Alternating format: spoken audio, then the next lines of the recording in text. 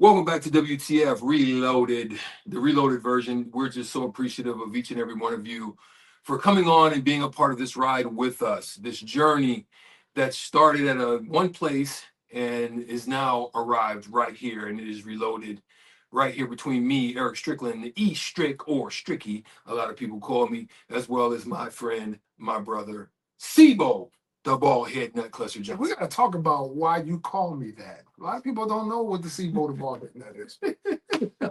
They're going to find out. We'll find out. Right here on We Talk Facts. Clester Johnson, yeah, my buddy, my pal, my friend. Listen, man, we started this journey. Mm-hmm. And I think what brought us to this point and why we have reloaded the messaging of WTF, there's things and reasons to why we decided to do it that way. That's correct. That's correct. What is your why mm-hmm. for the creation, the innovation, and breaking through the smoke and mirrors of this podcast era? Preach. You know what I'm saying? Sound like Creflo Dollar. But anyway, as my children have gotten older, I've come out of my shell just a little bit. And as today's environment, especially media environment, has allowed us to open up on top of feeling very comfortable with my life's experience, I think this is going to be a home and a platform where people are going to hear the real. All right. We've been through a lot. We've done a lot, particularly in sports. I think a lot of people know us from sports. We have a lot of expertise from junior high. I mean, we could even go back to Pop Warner, to AAU for Erick, junior high, AAU for me and my children, being recruited to college, to major universities, on to the pros, and then on to the pros of life. A lot of things that I think you're going to hear are real experiences, not something that someone is trying to teach you but never did it. I think you're going to actually hear some real stories. We got real stories to back things up, E Street. There's no doubt. Life has definitely been lifing for a lot of you guys that have been listening, that have walked this path with us. I know that in the past, we kept it very, very sports-centric with a little sprinkle of some cayenne pepper on it in the sports realm. But here on We Talk Facts, where you can find us on YouTube at We Talkin' Facts. We Talkin' Facts. So We Talk Facts. You can find us on YouTube. Go there, subscribe. You can also find us on Facebook at We Talk Facts. Go there and become part of the family. And we will soon have our X up, which will be We Talk Facts Reloaded. And a lot of it is, Sibo, it speaks to this part that we see there's a lot of fugaziness, not speaking of the site, but I like to use the name because there's some fugaziness out there, some content that in some instances ain't keeping it trill, you know what I'm saying? And so what we want to do is we want to just provide a platform for where you can come in, you can hear the really real spill, and tell us just about where you came from, how you got to Transvant Street, here to Nebraska, and what now do you see for where we're going with WTF by way of what you've seen in this lifetime? Well, Erick, thank you very much for asking the question, and I'm gonna let the people in just a little bit more. There's some things that, as a grown adult male who have these thoughts of what that's supposed to be, I'm gonna open it up a little bit. As a youth, I experienced some trauma. My mother passed away at an early age in Pasadena, California.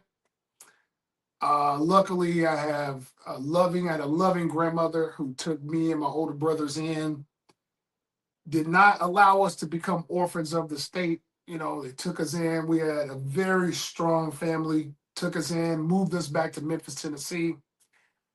At a young age, 4 or 5 years old, moved back to Memphis, Tennessee. And that's all I knew was North Memphis. Mm. And if anybody know much about the South and about Memphis, Tennessee, it's nothing to play with, right? So that's where I learned about brotherhood and sports. And I didn't know anything about what rich looked like, what poor looked like. None of that. It was all about brotherhood and having fun. Obviously, there was danger, but you don't know what you don't know. I saw it, but I just thought it was normal. Right. Yeah. And as my aunt and uncle came back through Memphis, as they got their they got orders to move from Germany to Nebraska. That is kind of how I moved and migrated to Nebraska from a visit from the military family. Didn't go right away, but I came a few years later, right as I started high school. So I'll punt it over to you, Erick. I'll stop there, and I'm gonna throw the same thing to you. How did you end up where you are today? Give us kind of your journey of how you got here. Well, like a lot of us in ways, we're taking you inside of our life, our hearts, our minds, our thoughts, and how we've perceived things and how we've grown to become the men that we are now. Plus, when I look at my past, I definitely can see the steps that were made, the lessons that were learned. Was grateful to have wonderful parents, and Elaine Strickland and Matthew Strickland, who's my father, and then also I had stepmother in Vanessa at one period of time, who happened to be in a part of the integral part of my raising in that adolescent years. So I've got to see all aspects of that, in divorce, and I know many of you that are listening out there may have gone through it, may have observed it, may have seen a family going through it, may even be going through it right now. So understanding those dynamics and the impacts that can have on a child, it was rough. You feel you are part of the issue of that divorce. Is it because of me? Did I do something wrong? Could I have been better? And you're only a young kid experiencing. All you know is, dad is one place, mom is another. You don't really get to understand it at the age of 6. And so there's ways that you begin to lash out as a young man. I think I began to lash out. But one of the things I would say, Cless, that benefited me was my grandmother, Inez Sango. And I think some of y'all I might have sent the post out not too long ago, where a grandmother was going to the tree. That's all I'm going to say. Grandma went to the tree and pulled a few things off the tree. And if you know, you know. Yes. You know what I'm saying? And Miss Inez Sango was definitely an integral part of my growing. She ends up passing from cancer, and those are, see, again, lives. And I'm down in Alabama.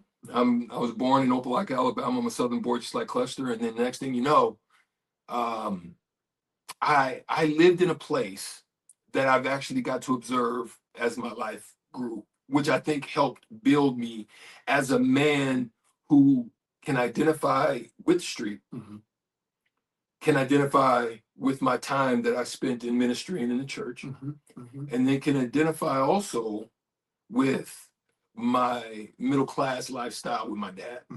My grandmother class had like a green 3-bedrooms, just a moderate home. Had pecan trees, peach trees, which is kind of crazy. There's not many of those out there now. Apple trees. And we would go out and pick blackberries and do things, and everything was cooked from scratch. But to the south side, there was always kids jumping in, and grandma would get at them. Next thing you know, kids jumping in. But what I saw is 1 acre lot. Across the street was a church. Literally. Boom, straight across the street. But you jump the fence on the south side of the fence, projects.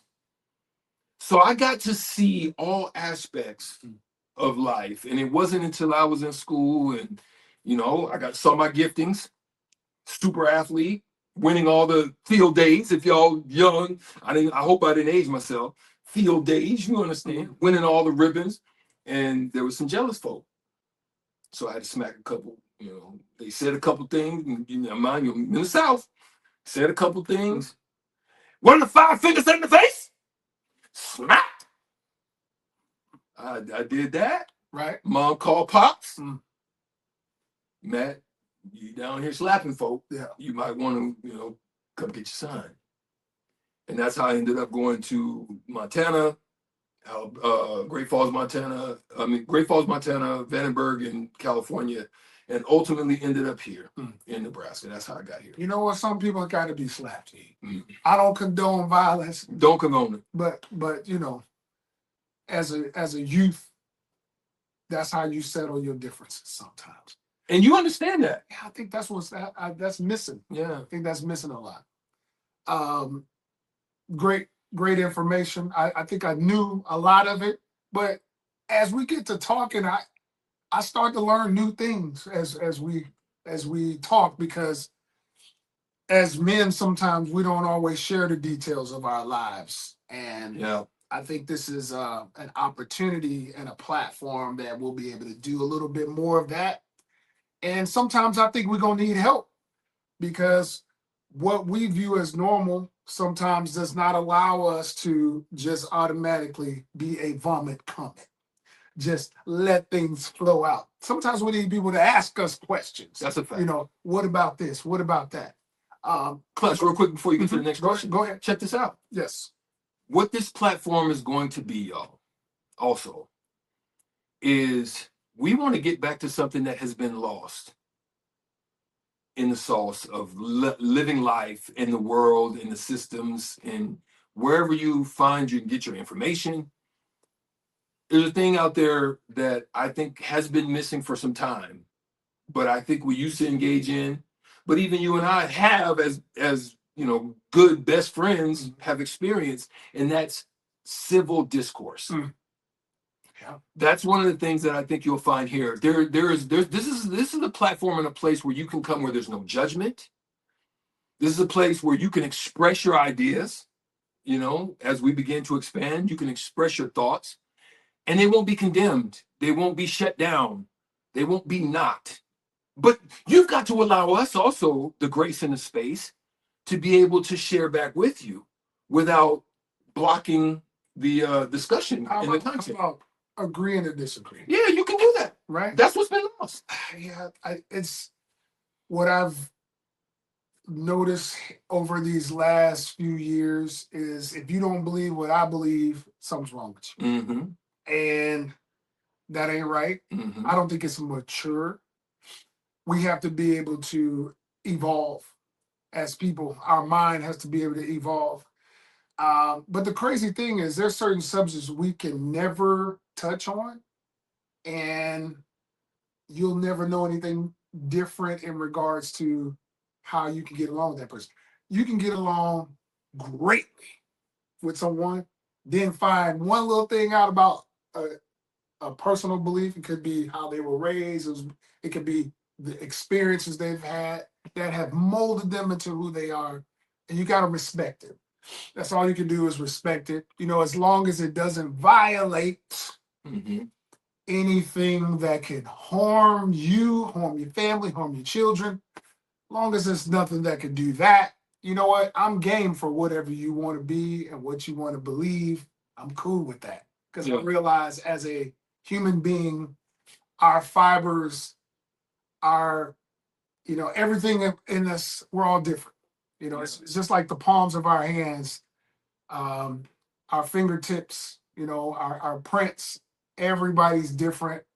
I don't even care if you're a twin. You're different. Mm-hmm. I got a question to ask you. Yeah, man. Because, a lot of people, I think most people know us from sports, but we don't feel that we're defined by sports. We have a multitude of things that we've had experience with, from what's going on in culture, what's going on in daily life, anything from real estate to raising of the kids to, you name it, relationships. We're going to touch on all of that, I'm sure, over these next few years and beyond. But there's a lot of knowledge here. There's a lot of experiences. And I think, again, there's a lot of people who revere us from sports. But again, I think there are some things that we could talk about, and we can weave the sports in with it. But I think there's some things that we could talk about that would make you go, like Arsenio Hall used to say, things that make you go, I think that's what we're going to do. No question. I think we just wanted to kind of give you another, again, reintroduction as to who we were. We know that it seems as if we've been off, but we've really been investing not only in self, we've been investing in equipment, we've been investing in a space, and it's going to continue to evolve. But we wanted to reacclimate ourselves to you in the public square of YouTube and Facebook and Instagram and all of those different things, which we will continue to set and have coming up. But we wanted to thank you first and foremost for the time that we shared in the beginning. But as we begin to reload, we look forward to engaging more in different topics. Go on again to our Facebook page at We Talk Facts, log in, because we also want to hear topics from you. What's on your heart? What's on your mind? What are you thinking about? What are you dealing with? What issues are just being pressed upon you that you just need a release point that we can also help and engage with you in the conversation and talk about it and give you a space to come without judgment and do the same. So, and I'm going to say this, the elephant in the room for us, obviously, is sports. There's a lot of people who love to hear those Nebraska stories. You know, the last championship, well, with regards to most recent year, you got to. There's a different now. There's another group. There's another basketball. There's another national champion. That's right. From the Huskers. Stories about what you experienced while you were there. Crazy practices when you were down on yourself. When you almost quit. Yeah. I mean, I think we can both tell that kind of story. Yeah. And then on top of it, I think really a huge area of expertise, a huge area where I get a lot of questions is obviously I have children who have had a good amount of success in sports. And I get people asking me, Eric, about multi-sport players, multi-sport daughters, playing sports in the same season. Right? What to eat, how to sleep, how to rest, who do they hang around with, athletic trainers, personal trainers. Who you allowed to coach them? Who you allow to coach them? I mean, I think that I have an opinion on all of that stuff. And I would tell you, 2 or 3 of those topics can go for a whole hour. Well, there's no doubt. The additions of NIL, the additions of now the transfer portals, all of these things have come out of nowhere. It was definitely a different time frame from when. Let me throw something in there, Eric. How do you communicate with your kid while they are doing their sport? Okay, like I've seen some parents make kids quit. I've seen some parents be intrusive in regards to how are things, the communication between the kid and the coach, right? Like there's some parents that want to jump right in, go have an issue with the coach, give their opinion, and sometimes it may be an opportunity to allow the kid to have some conflict resolution with themselves, right? I do admit there may be some times where you can interject as a parent, but we all know those parents, Eric, that over-inject. Over-inject. Right? It's like an overdose. Right. It really is. But I'll say this. Well, we're not advocating for that, but I'm just saying that's what it's like. I can't tell you how to raise your kid, right? I can't tell you what you think is best for your kid. And some need it. Some might need a little extra. Some may need it. Some may need a little, yeah. But I think you got to do the best you can to evaluate the situation, collect as much information as you can, before you sometimes interject, and I know I'm getting into the subject right now, but I'm just saying these are some things that I think that we could touch on. We could have series on because I'm telling you, I get these kind of questions all the time, and we need to talk about it. We're definitely going to do that. How to address media, how to stay out of, don't get baited into certain things. There's just so many things. There's a treasure trove of things. But before we go, we just wanted to again introduce and reintroduce and reload ourselves to you in the space of the podcast WTF We Talk Facts. But one thing I want to go before we finish up our inaugural reloaded session is big fight happened just recently. Big fight. Yes. Nebraska's own champion made history. He's, to me, I think, not just because he's from Nebraska and Nebraska's become home to us. Yes. That he's on Mount Rushmore with what he did. It's something that no one has ever done, and I think he's still capable of another level, but we'll let that happen. Big fight. Congratulations to Bud, Terrence Crawford, and his team, Bo Mack and the group. But at the same time, Cless, what was your initial take? Because I have something that I saw in it that I'll slightly address after you. What's your initial thoughts on the big fight? As he went into it, were you rolling? Were you with him just because it was Nebraska, or did you really think Canelo probably he wasn't ready? I mean, just because that's a lot of stuff. Listen, if Bud ever sees what we talk about, I want to apologize. I want to apologize. We talk facts here. At least we keeps it real. I told you we keeps it real. To brother Bud, to brother Bo Mack. I have met Bo Mack before. I don't even know if you remember it, but we had an event with Coach Reed down in Fall City, Nebraska, and Bo Mack and Bud's mom needed a ride back from Fall City to Omaha, and I gave him a ride back. About 2-hour ride. So I had about a 2-hour interaction with Bo Mack and his mother. But there's just, I don't know. I don't know if it's an intrinsic bias that I've had against Bud being from Omaha. I don't know what it is. But I knew he was good, but then you come up against, in your mind, immovable objects, right? Can he get over this hill? And I'm going to tell you, I'm super tight with Vershawn. I'm super tight with Clinton Childs. These are some of the buddies I played football with at Nebraska, and I've known them since high school.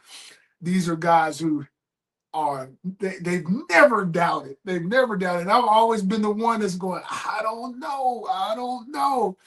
And, I fell into that whole trap of, is Canelo too big? I will say, I'm going for Bud. I was going for him. I wanted him to win, but I just thought perhaps this might have been, he maybe bit off more than he could chew. But I'm going to tell you what, never again. Like, I don't think, I mean, I don't care if he's up against Deontay Wilder. I'm not. Yep. He's going to win. I think he's going to find a way to win.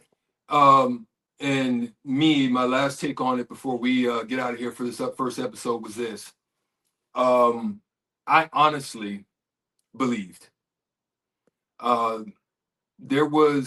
believed, but I hope when he fought Errol Spence. But when I saw just how he navigated that, dismantled his technical skills. You believe he can fly, or did you believe he can win that box? Man, I believe he can win. Okay, all right. And so going to this one, there's people that came at me sideways, and I told them straight up, put something on it. Ooh, yeah, I was that serious. I said, put something on it. I did. Full disclosure, I'm not a bettor. I'm not either, but I did put something on. Yeah.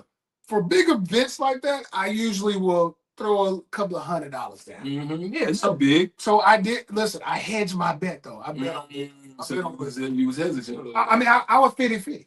Okay. I was 50-50. Okay. I mean, I put. I wasn't. I put a bet on both guys. Yeah. So I got paid. I still got paid out on Bud, but if you were all in, if you were a true Bud believer, you'd put all your money on it. Right. And I'm gonna tell you what, next time, yeah. And for me, I looked at it, and you're actually a bigger connoisseur than me because you watch actually boxing content. Yes.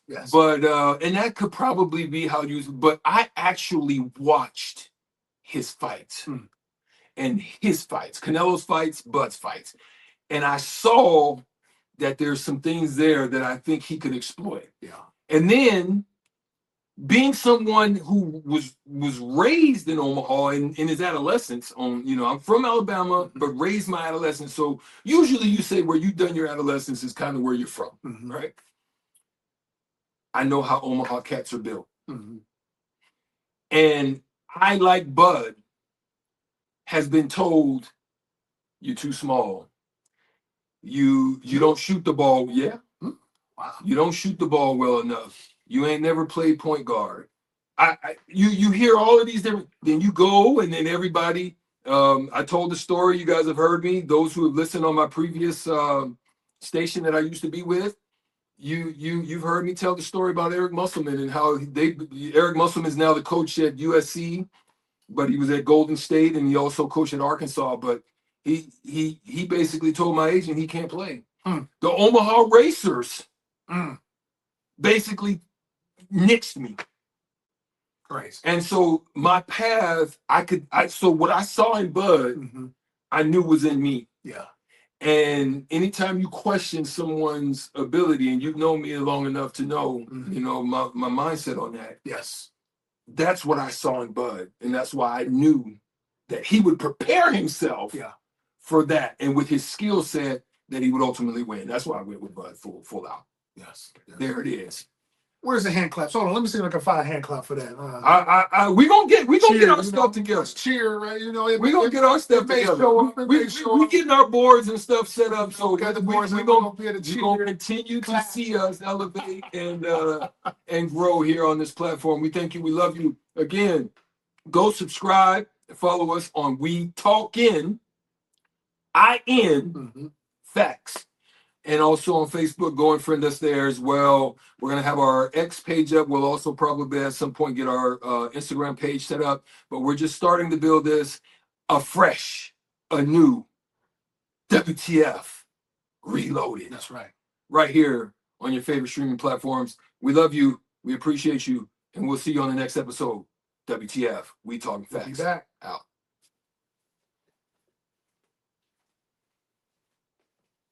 We went 28 minutes.